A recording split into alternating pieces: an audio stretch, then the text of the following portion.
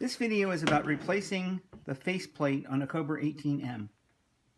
The reason for replacing the faceplate is I've got the older model of 18M, and if you look at them, the labels are underneath the wire connectors.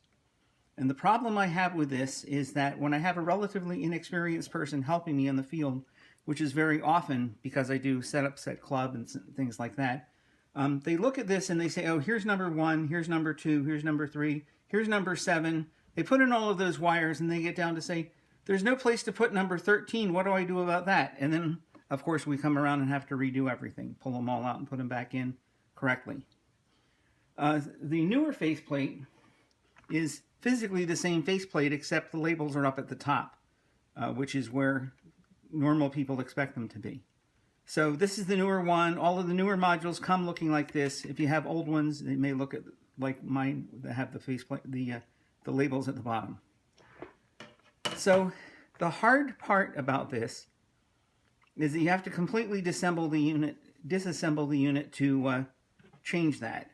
So you have to take the key switch completely out, and that's the hard part. All the rest is just taking the screws out and putting them back in. Hugely helpful to this process is the actual instructions from COBRA for replacing the key switch on an 18M. And this is it. It's 2 pages. It gives you exact details.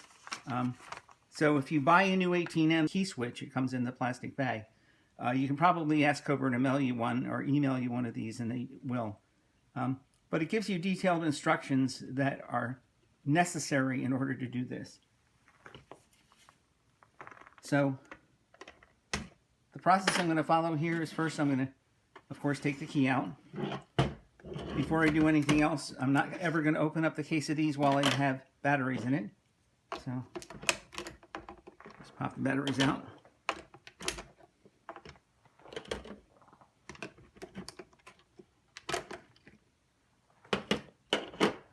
Now I have to get, before I can replace this, I have to get the faceplate completely off.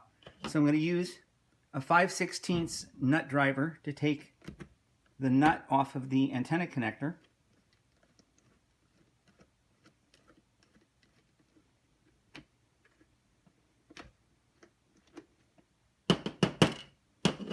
That's just a symmetrical nut, nothing special. As my tool for this, I'm using a Black & Decker screwdriver. This is a power screwdriver, but it's not much power, which is perfect for this. It's powered by 2 AA batteries. It doesn't produce a lot of torque. It produces enough torque. The big thing with this is that if you get on these screws too much, these are just into plastic, and it's really easy to break the plastic connectors. And I can tell you that for sure because I've got a couple of modules on which more than one of them are broken. If you use a power drill as your nut driver or your screwdriver, you've got to be really careful or you're going to break those. So to get the faceplate off,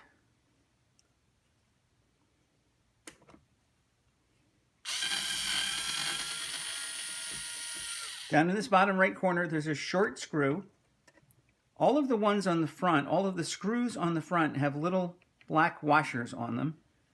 If you drop this little black washer on the floor, it's really hard to find it. So don't lose those. As you saw, I just pushed up the screw so it didn't slide off. I've got 6 screws here that hold these, the connector assemblies in. Now those go all the way through into the back of the case, so you can't take it apart. You can't take the case itself apart unless you loosen these. But don't take them all the way out at this point. You just want them loose enough so they're not holding the 2 halves of the module case together.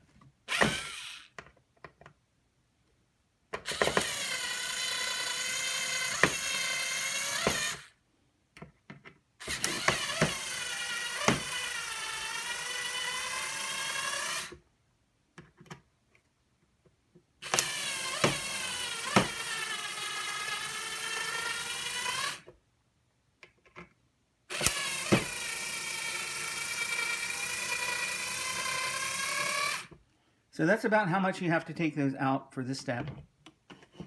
You can see how loosened up they are.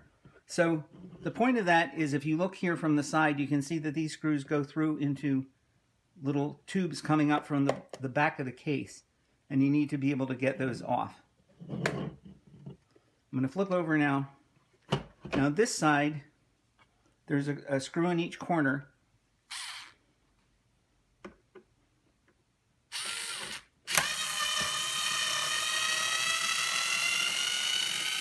These you'll have to take completely out.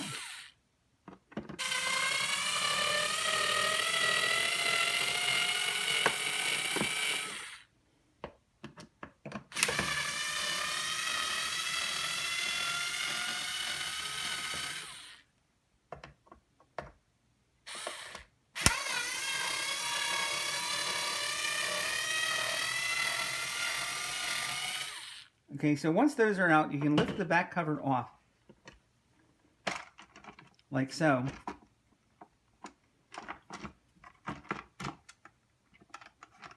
On my modules, these screws do not have little black washers. So they're the same screw, just without the washer. So you want to tell those a little bit apart.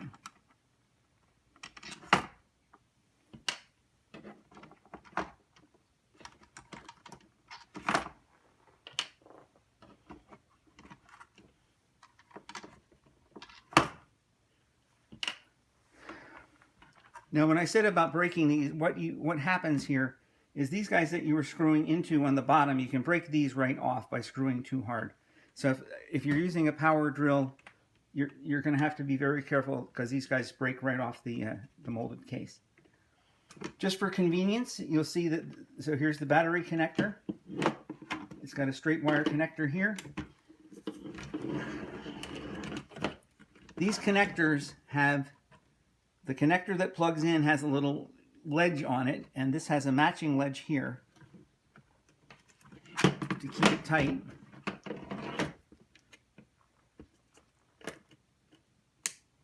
I'm just going to gradually pull this off. Try to pull it straight up. If you try to pry on this thing, on mine at least, it may be an age problem, but with the plastic getting brittle or something, but I snapped one of those right off. It was okay because I could still plug the thing in and it's tight enough that it's not going to be a problem. But you might want to be careful about that. Same thing in this. This is the connector to the key switch.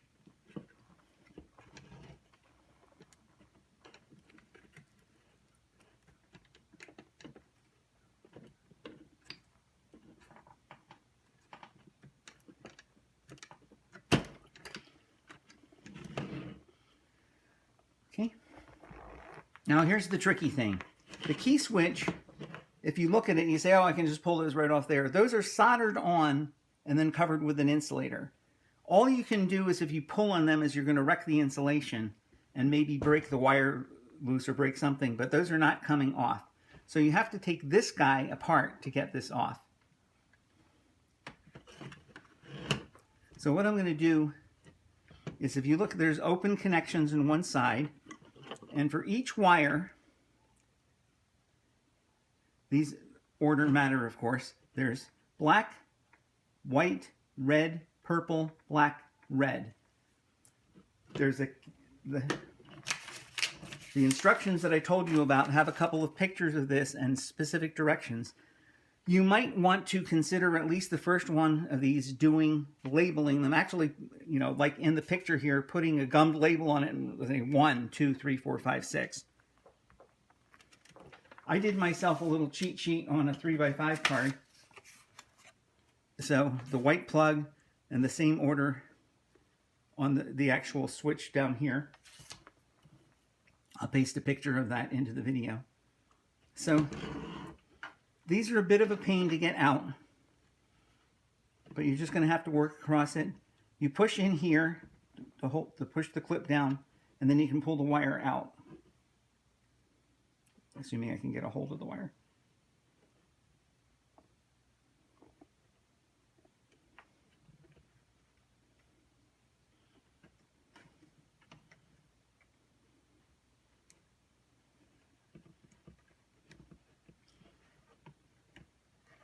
Eventually you get a little bit of a feel for this.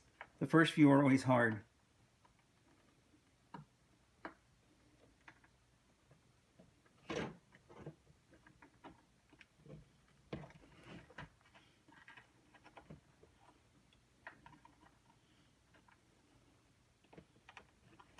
There it comes out. So before you do anything else, this is the way these things go in. If those are sort of wrapped around to produce that.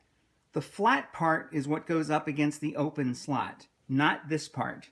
So that will be important to you. Again, this is in the instructions that COBRA provides.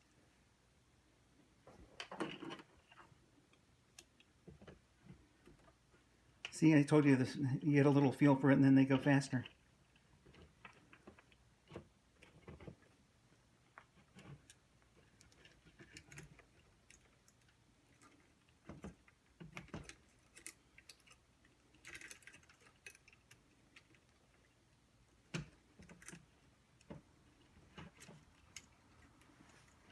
Except for the last one, of course.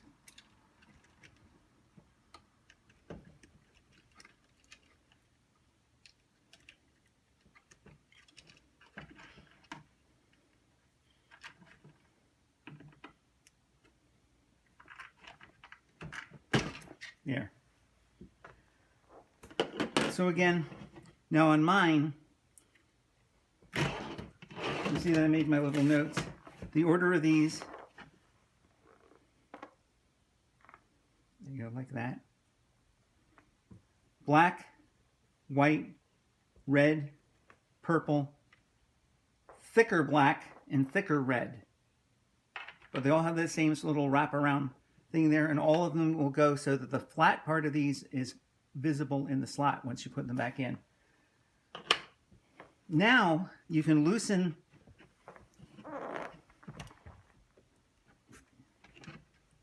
your key switch, which is held on by a lock nut,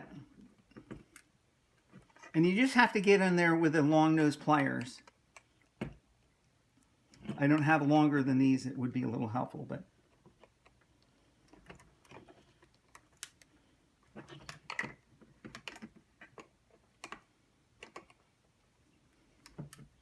okay, so once you get this started, of course, it being a lock nut, it's easy.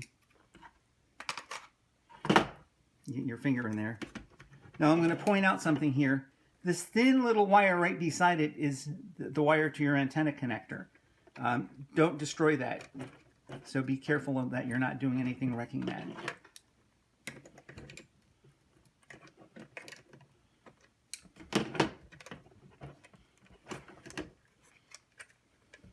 So I'm using my finger to push this through from the back to keep any tension off that lock nut.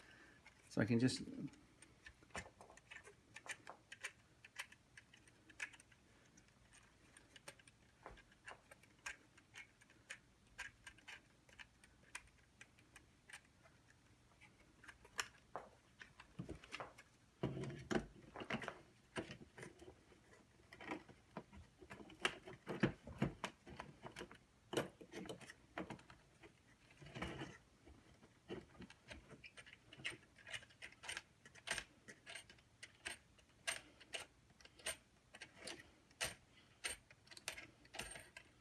Okay, so finally the lock nut is loose. I can gently pull the wires through it. Don't damage your little hooks. When I say lock nut, it's got teeth on one side. That's the side that goes against the plastic. The smooth side will be out toward you when you put it back together. So I can now I can pull this through.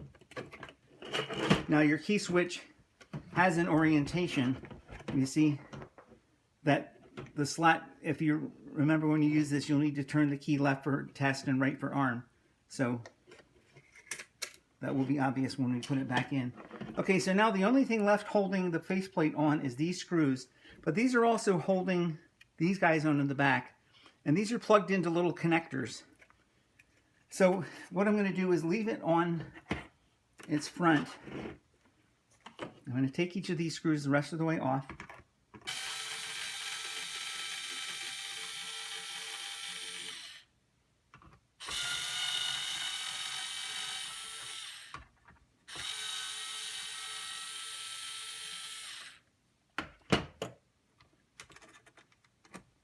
Remember not to lose the little washers.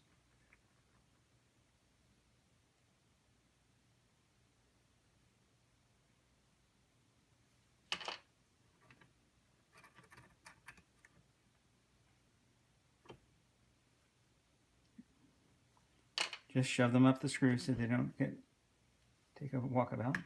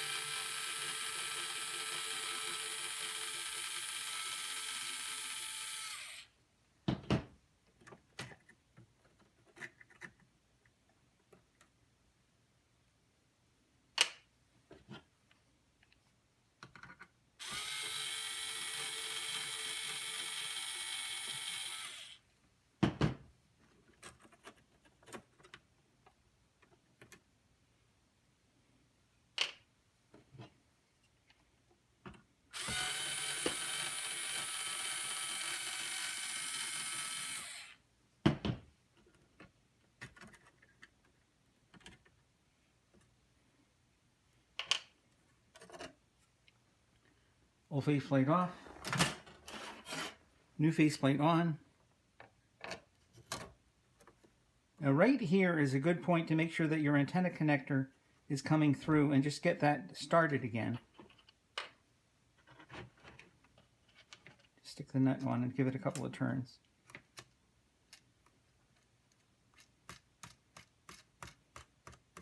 So I'm not tightening that up. I just want to kind of have things tacked together before I go any further.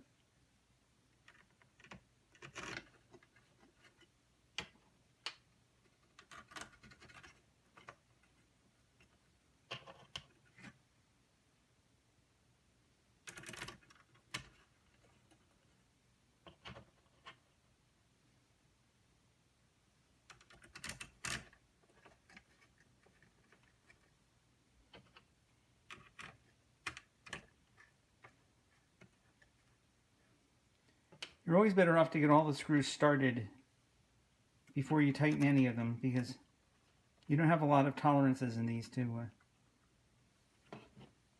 get them together.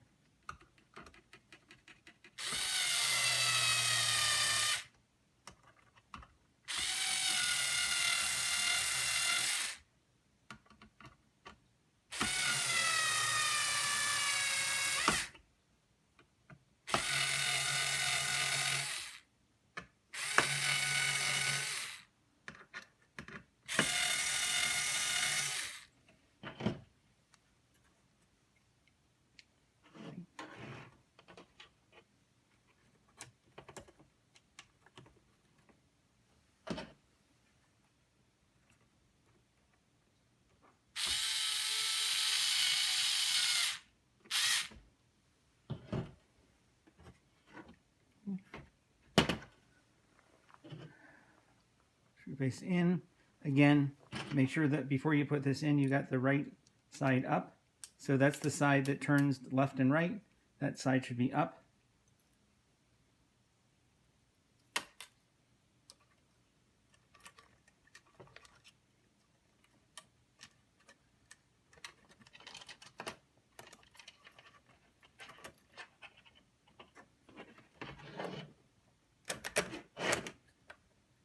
Okay.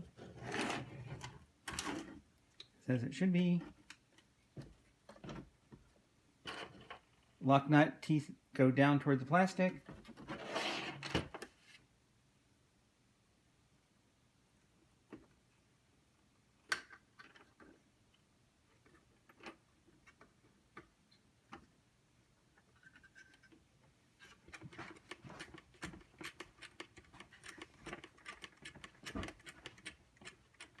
I'm pulling up a little bit on this just to keep it in set so I can turn the lock nut easily enough.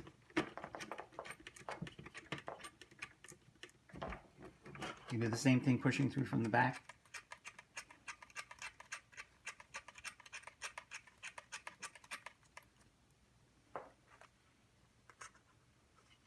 As the lock nut gets almost in, you have to use the long nose pliers to tighten it.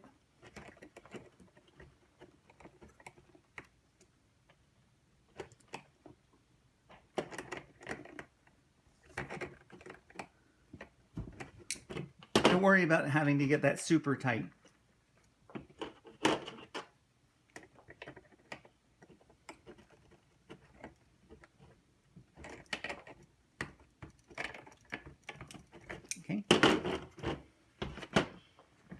Now the last tricky part is getting the wires back in the switch. Again, excuse me, back into the connector.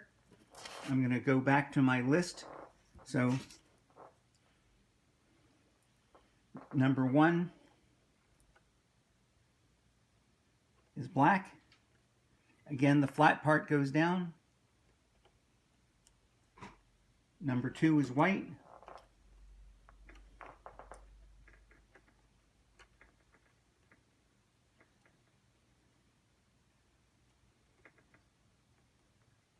Number 3 is red, and as I mentioned, for me this is the thin red. I don't know if they're all that way, but mine have all been so far.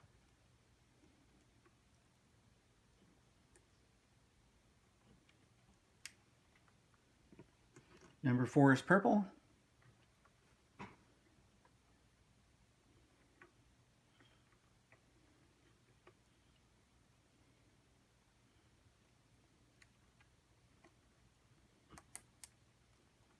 Number 5 is the thicker black one.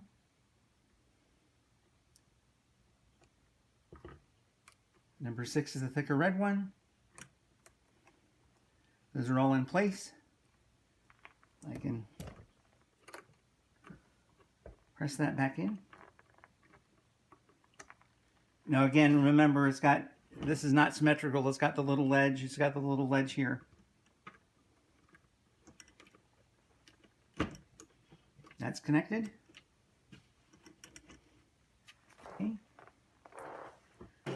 Okay. Last thing is I've got to get the battery connector on. Again, little edge, line them up.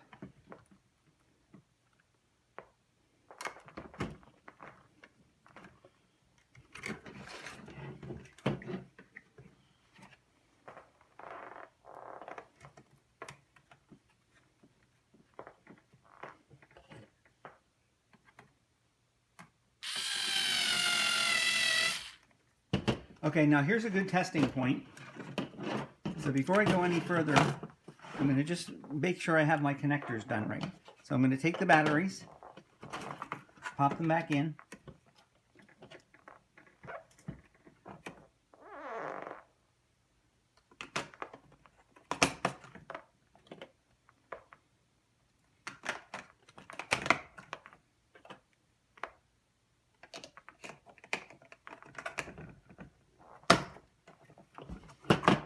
Take my key,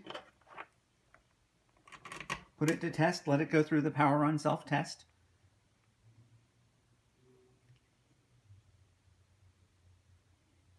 Flashes all red, flashes all green, that's what I expected to see.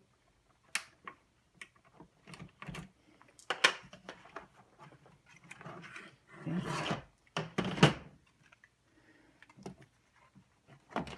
Now this is a bit tricky getting this lined back up. And one of the parts that makes it tricky is your wires have to be sort of squashed down. So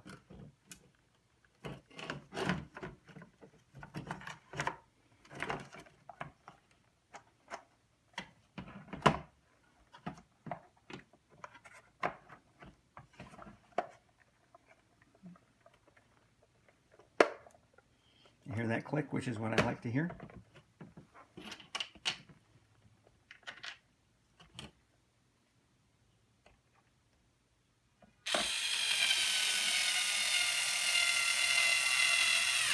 I'm not tightening these down a lot. I just want to get a couple of them in, the diagonal ones, to get it held together.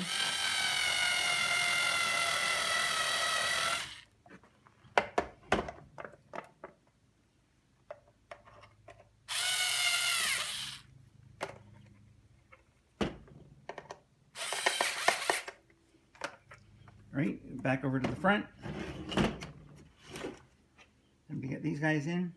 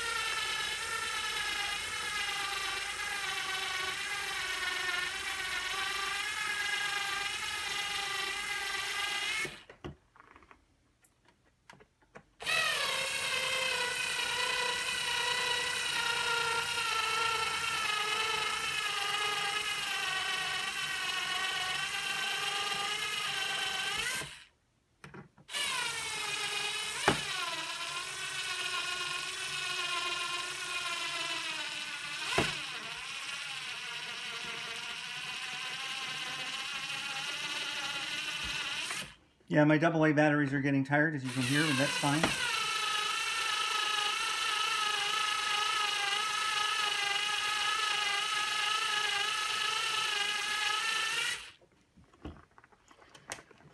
Okay.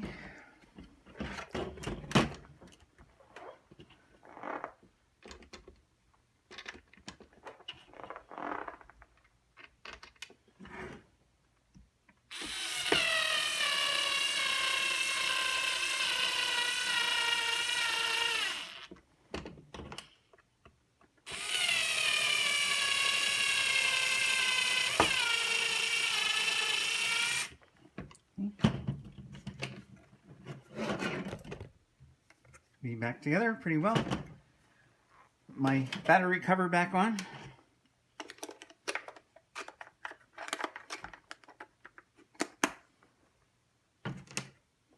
Once again, do my power on self test. Make sure everybody's still happy after all that.